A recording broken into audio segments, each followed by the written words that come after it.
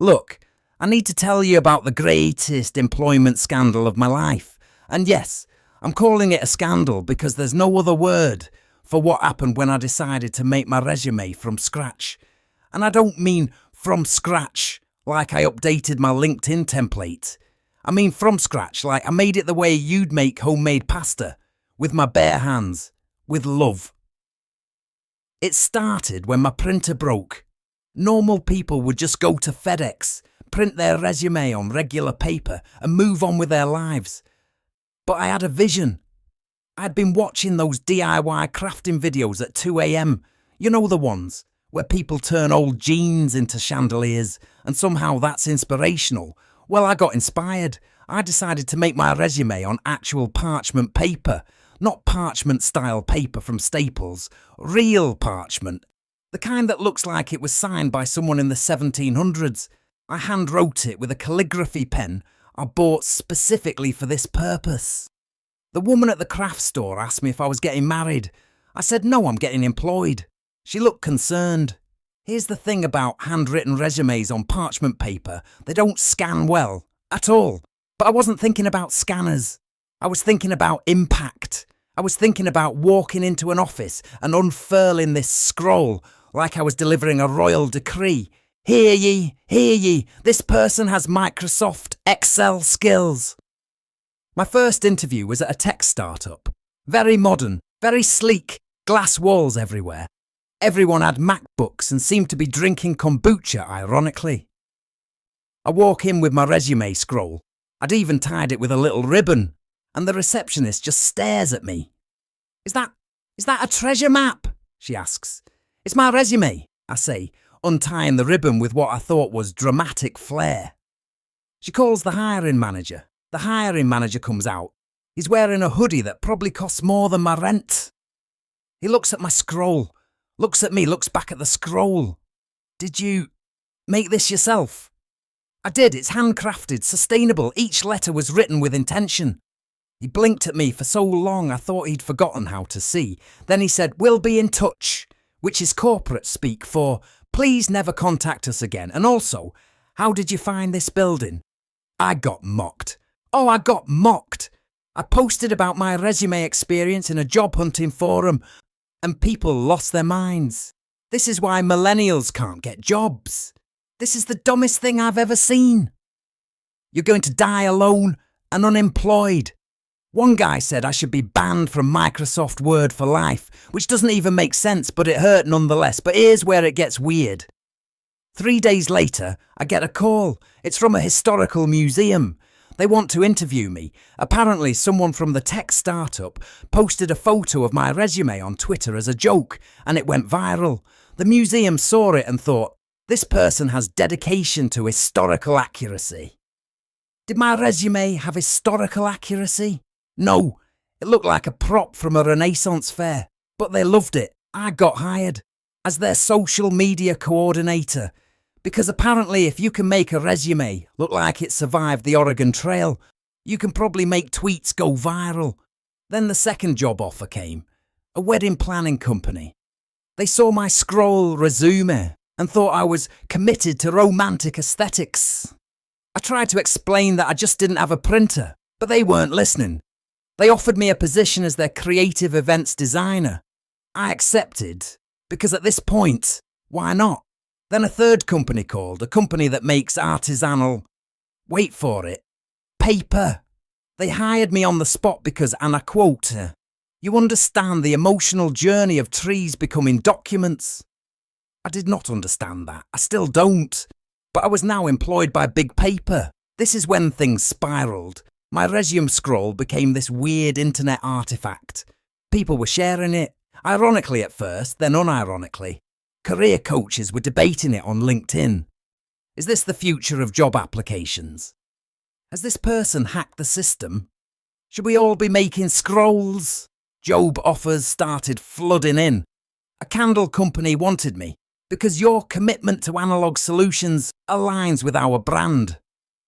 A Etsy-style marketplace hired me as a consultant because I embodied the handmade spirit. A literary agency offered me an assistant position because my calligraphy suggested an appreciation for the written word. I'd written proficient in Google Sheets, in calligraphy. Google Sheets. Within 3 weeks, I had 12 job offers. 12! I didn't even apply to half of these places. They found me. My homemade resume had become some kind of employment beacon. I was the chosen one, apparently.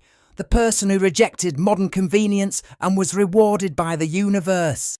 Here's the part nobody tells you about having 12 jobs. You have to actually do 12 jobs. I thought I could just pick one, but each contract I'd signed in my panic acceptance phase was legally binding. I had to work 40 hours a week for the museum, 20 hours for the wedding company, 15 hours for the paper company, and scattered hours for 9 other random businesses that had somehow convinced themselves I was essential to their operations. I was working 176 hours a week. There are only 168 hours in a week. I was somehow working 8 hours that didn't exist. I was functioning in a temporal anomaly created by my own employment ambition and one stupid scroll. My daily routine became chaos. Monday mornings, I'd do social media for the museum, posting about ancient pottery and making sure our Instagram captions were engaging yet educational.